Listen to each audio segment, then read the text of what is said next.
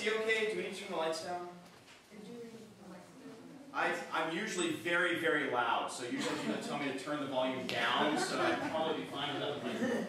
But everyone come up because we have a lot of really cool photographs, and if you're in the back, I don't want you to miss out on any of the details. Come on, I bathed this morning, it's cool. So thank you so much, Pam. And come on. Including my colleagues from Doctors Without Walls, Santa Barbara Street Medicine in the back.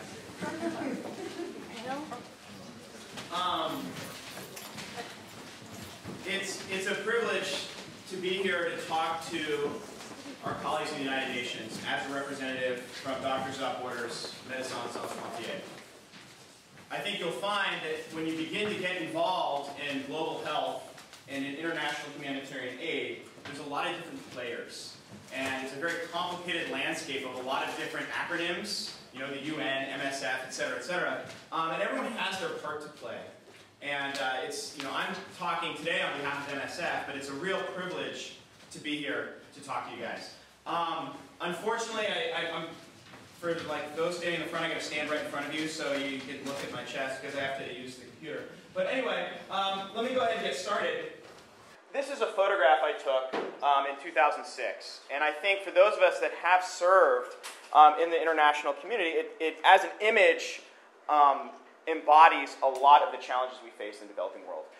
This was in 2006 in the Congo-Rwanda border in Uganda during the time of the Congolese elections. We had 5,000 refugees overnight and a huge measles outbreak. This right here, the safe water depot you see, was part of President Museveni's attempt to create clean drinking water, which is a huge, huge problem for those. I mean, I know it's been on the topic for United Nations, and it's one of the Millennium Development Goals. This right here was the source of our Shigella outbreak. And you can see a young boy here. In the Luganda culture, it's the young boys that go fetch water for the family.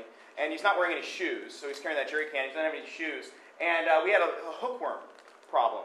An adult hookworm drinks about 0.5 mLs of blood per day. Most of these kids have about 50, 60 worms, plus malaria, plus iron deficiency. So anemia is a huge, huge problem just because he doesn't have shoes. And to top anything off, you see a church in the background. And this church was wonderful in the sense that it had a generator. So if any of you guys have ever been to sub-Saharan Africa, everyone's got a mobile phone. And everyone go to their mass and plug their phone in and charge their phone. But it was also a challenge because the preacher at that church, in the midst of our measles outbreak, said that the measles vaccine was a ploy of a white person to sterilize black people. So huge, huge challenge, huge challenge. And just in one image captures a lot of the challenges that we face. And also, in the lower right is the Broad Street Pump. Since none of you are my medical students, I don't have to hold you accountable to it. But for all my medical students, when I lecture to them, they have to know the Broad Street Pump, and they have to know the value of advocacy and the power of one to be able to change society. So it's in London, England, and you guys get brownie points and tell me what that is. So anyway, now we get to talk about what I'm very passionate about, Doctors Without Borders. I want to talk a little bit about MSF, which is Médecins Sans Frontières. So when I say Doctors Without Borders and MSF, I'm saying the same thing, just different language. I want to talk a little bit about Sudan. I don't want to dwell too much on the politics, although for those of us that are following politics in Africa, it's a very exciting time. I just want to give you an idea of what day-to-day life in the field is like. This is not the United Nations. This is MSF. And we work very closely with the UN on a variety of projects, but we're also very different. And not better, not worse, just different. I want to talk, because I love taking pictures, so I get to show off some of my photographs. Hopefully you can see them okay. And then I want to talk specifically about malnutrition, because right now, MSF, embroidered into the fabric of the organization, is advocacy. And there's a huge advocacy campaign to make the world know that there's a big problem in childhood malnutrition. So I do want to talk about that a little bit. But anyway, moving right along. So, check this out. I make my residents and my medical students, they always have to tell me what the definition of health is. They have to memorize this. Because if they're going to work in my ER under my supervision, they have to know what the goal is. And the goal is not just to treat them and treat them. The goal is not just to fix the broken bone and kick them out. The goal is health. And health is a state of complete physical, emotional, social, and psychological well-being. That's why we in the healing arts are in the business. And that's what our goal is with MSF.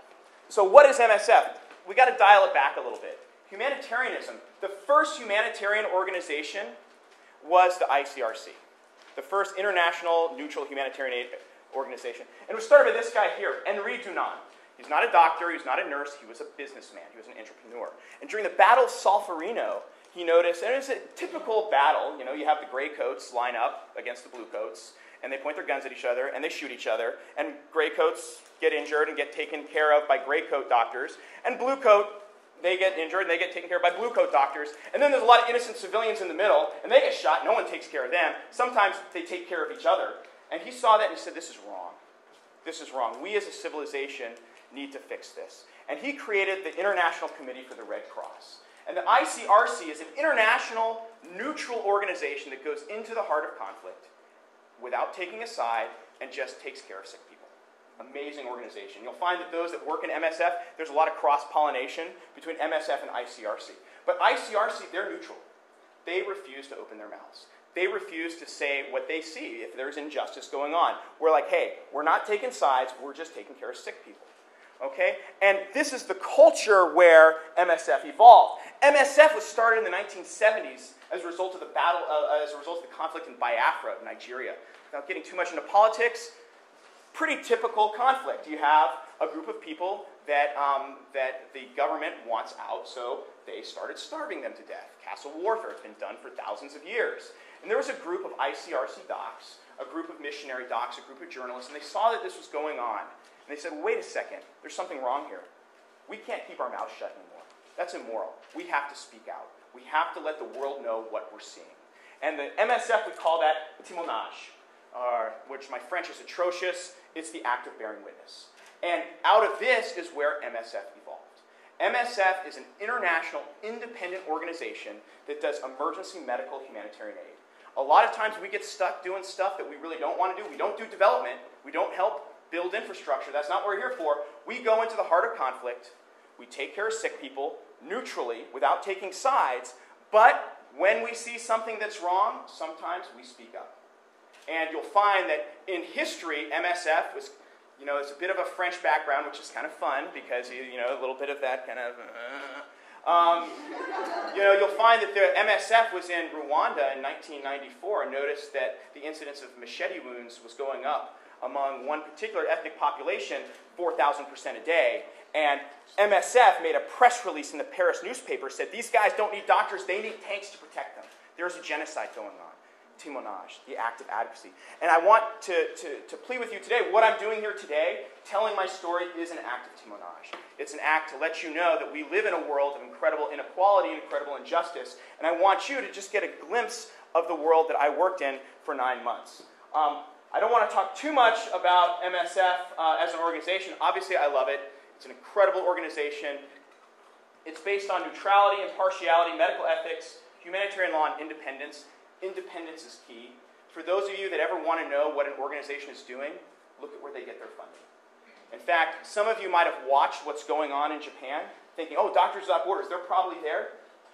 You know, minimally there, but Japan has incredible, extraordinary infrastructure. And if you go to the MSF website and want to donate, they'll tell you, we're not taking money that's earmarked for Japan.